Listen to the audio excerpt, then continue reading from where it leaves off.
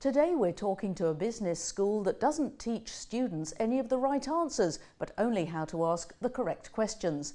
Porto Business School in Portugal also has no lecturers on staff. Instead, they use people from other academic institutions and from business. It's part of an unusual setup where the school is owned by 36 organisations, including the University of Porto, and they run a high proportion of customised courses for companies. Well, let's now talk to the Dean of Porto Business School, Ramon O'Callaghan, and one of his customers, Paulo Pisano, Chief People Officer at Galp, Portugal's largest company and integrated energy business. I'm Sarah Lockett. Welcome to the Business Debate.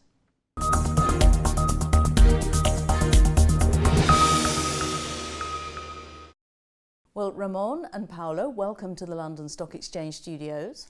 Thank you for having us here. Great to be here. Now, as I was saying in the introduction there, you're not teaching your students any of the answers. Explain that to me. Well, I mean, we do teach some of the answers, but what we really want to do is to get them to focus on the questions. That is important because we first need to understand what the problems are instead of jumping to the solution. Sometimes people want the recipe quickly. And it's like going to the doctor and give me the prescription, but wait a minute, what are the symptoms? What is the disease? We first need to diagnose. We first need to understand what the problem is. So we want people to start thinking. You start by questioning. You need to understand the broader context in which things happen. It's a world that is changing a lot, and people need to be able to get the bigger picture and ask the questions for the bigger picture. All right. And Paulo, some of your staff are getting executive education through Porto Business School and other organisations. What's good about what PBS does? I think there's exactly because of what Ramon's saying, a relentless focus on the customer, on what is the issue that we're facing as an organization. I think there's many institutions that are very reputable, but they tend to focus a lot on what has worked for them in the past. And I think there's a freshness to the approach where there's a partnership in trying to figure out what is it that we're trying to deal with here and what do we want to build together. And Ramon, you've spoken about you want business leaders of the future to look at the world through dazzled children's eyes. Why is that a good thing? Well, I mean, expertise is good, of course, but it works for situations in which we know exactly what the problem is and what we need to do. And then the question is how we address that. But if you have to get understanding what is the problem, why are we doing that, then you go back to what children do, which is questioning everything. A 4-year-old starts asking, why this, why that? Well, that attitude, that innocence, it brings us some things that I think are important for the managers when they confront the future, which is open-mindedness, not being constrained by the past, being flexible, being able to absorb and learn new things. And I think that attitude is very important. So, you know, lose up and open up. And Paulo, you're relatively new to Galp and you want to shake up executive education. Why? What's wrong with it? Well, I think it starts with whatever we do in executive education and leadership development is in the service of what we're trying to do with the organization.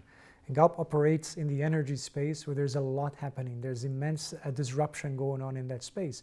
So for us, we need to revisit what we do in executive education so that we are preparing our leaders for a world that's very difficult to predict, for a world where some of the innovation is going to come from different industries. So we have to open up their minds and, as Ramon's saying, really get them focused on what are the questions we need to be asking ourselves. And you'll design a course together, won't you? You'll say we need people to do a course in negotiating or in purchasing and different subjects. Absolutely. So we've started working recently on a new course for negotiation. We all negotiate in any organization, but there are particular people in the organization whose negotiation capabilities are critical for the organization. So we've started asking ourselves the question, what would it take to get these folks to be operating at an elite level? And we're starting to work together and develop what it means to be successful and to take negotiation to the next level in each of those parts of the business with them. And Ramon, you try to avoid lecturing in the classroom. Why? What's wrong with that? Well, as I said, lecturing is about providing the answers. Today you can find the answers on the internet in many places. What is important is, as I said before, to think, to raise the right questions, as Paulo was saying. But that's exactly what we try to do. And in that context, the role of an instructor changes. I mean, we flip the classroom somehow. So the facilitator, the role of the instructor then is one of facilitating the interaction, the exchanges that has to take place, teasing the right questions so that people can actually think about the bigger questions. And there is quite a lot of reasonable quality executive education online for free. How do you compete with that?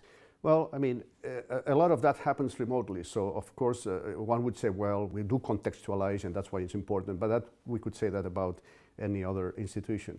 But the reality is that, again, if you focus on the how type of questions, it's more about tools and frameworks that you can get easily online, and probably for that is very good. But there are other things in which you want people to work together, the social skills development, emotional intelligence, empathy. You know, the brain is social, so we need to work face-to-face in many situations. And in that context, especially for executive education, we still need to do that. The challenge is to combine both, in fact, and that's what we are doing. Well, gentlemen, both of you, thank you very much. Thank you. Thank you. And remember to join us next time when we'll be discussing the latest innovations in enterprise cyber risk and software as a service. Bye-bye for now.